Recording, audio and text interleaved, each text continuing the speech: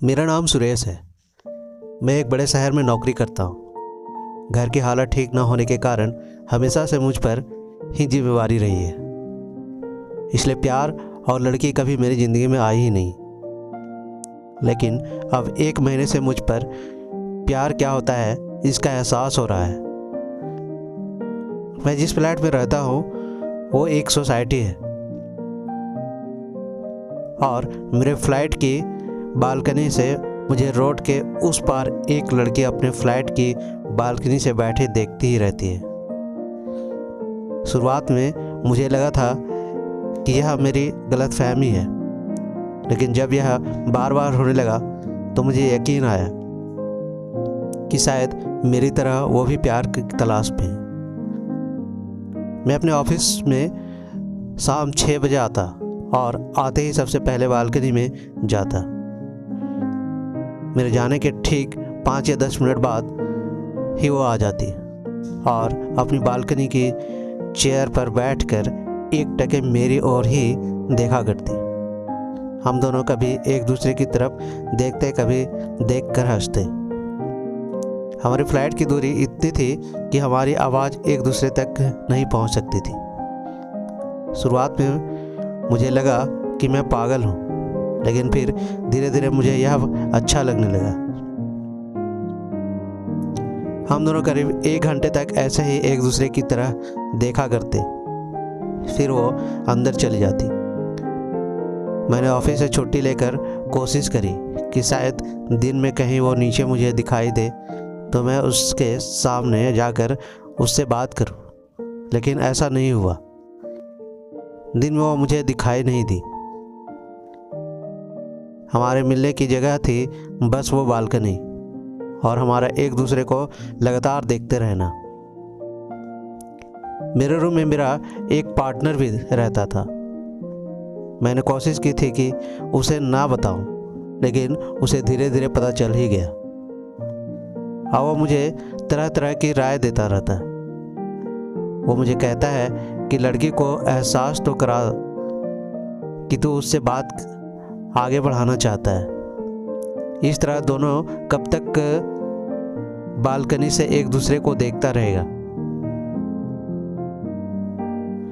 उसने मुझे राय दी कि मैं एक दूरबीन से उसे देखूं तो उसका चेहरा भी साफ दिखाई देगा और उसे भी क्लियर हो जाएगा कि तू उसे पसंद करता है। उसने मुझे दूरबीन लाकर भी दे दी, लेकिन मेरी हिम्मत नहीं हुई। मुझे लगा कि कोई उसका घर वाला अगर देख लेगा तो हमारी लव स्टोरी शुरू होने से पहले ही खत्म हो जाएगी। सिलसिला यूं ही चलता रहा। मैं बालकनी में उसे देखकर ही खुश था, लेकिन अब मैं भी चाहता था कि बात कुछ आगे बढ़े। फिर मेरे दोस्त ने एक आइडिया दिया। वो एक सेल्स कंपनी में काम करता था जो वाटर प्यूरीफायर बनाती है। उसने कहा कि हम दोनों उस बिल्डिंग में सेल्स के लिए जाएंगे। मेरा मन अभी भी विचलित था। मेरे मन में सवाल थे कि कहीं उसने मिलकर मुझे जो अभी खुशी मिली वो भी खत्म ना हो जाए। लेकिन अब मिलना हो जरूरी हो गया था। उसे भी एहसास होने लगा था कि मैं उसे देखना चाहता हूँ। आखिर वो लड़की होकर पहले किसी भी बात की पहल तो कर ही नहीं सकती। आखिर मैंने अपनी दोस्त की बात मान ली और हम दोनों उसके बिल्डिंग में जा पहुँचे। उसके फ्लैट के सामने जाकर मेरे पेट में जैसे कई तितलियाँ उड़ने लगी। सोच रहा था कि कहीं हमें देखते ही उसके घर में से कोई ना कहकर दरवाज़ा बंद ना कर दे। जी तो चाह रहा था कि वो ही दरवाज़ा खोले। दरवाज़ा की बेल बजाई। दरवाज़ा कोई अंकल ने खोला था। मेरे दोस्त ने अपनी रटी रटाई बात बोलना शुरू कर दिया। अंकल ने कहा, नहीं, हमें नहीं चाहिए। फिर भी वो नहीं माना और कहा कि अंकल आपको एक बार दिखा देते हैं, पानी भी पिला देना। अंकल ने बोला, हाँ ठीक है, अंदर आ जाओ। अंदर हॉल में गए। सोचा था कि उसके घर जाते ही वो दिखाई देगी, लेकिन ऐसा नहीं हुआ।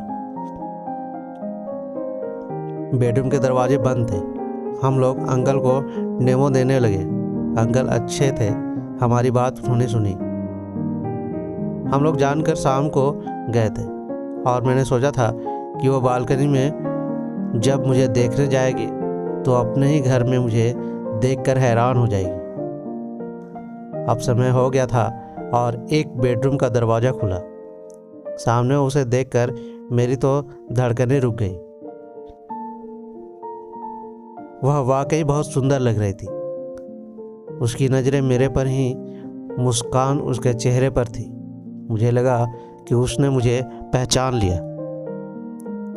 जैसे वो बालकनी की ओर जाने लगी, अंकल खड़े होकर उसका हाथ पकड़ने लगे। उसने कहा, मामा आपको रोज़ बताना पड़ता है, मैं खुद जा सकती हूँ। मैं हैरान और उसे ही देखता रहा। बालकनी का वो रास्ता छोटा था, लेकिन वो धीरे धीरे चल रही थी। अंकल हमारी ओर देखकर बोले, मेरी भांजी है, यह देख नहीं सकती। रोज शाम को इसे बालकनी में खड़े होकर हवा खाना, शोर सुनना अच्छा लगता है। जिद्दी है, हाथ नहीं पकड़ने देती। कहती है, आप अंधे हैं क्या जो मेरा हाथ पकड़ रहे हैं। मैं उसी की ओर देख रहा था। वो बालकनी में वैसे ही बैठी थी, उसी तरह ही देख रही थी, वैसे ही मुस्कुराते हुए। हम वहाँ से आ गए, लेकिन हम दोनों को ही यह सुनकर बहुत बुरा लगा। मुझे लगा जिससे प्यार कर बैठा उसने तो मुझे देखा ही नहीं। फिर मैंने सोचा, क्या फ़र्क पड़ता है। मैं अब भी रोज़ बालकनी में बैठता हूँ और उसकी तरह एकटक देखता रहता हूँ। मुझे बस यही चाहिए था। इससे आगे मैं सोच भी नहीं सकता था।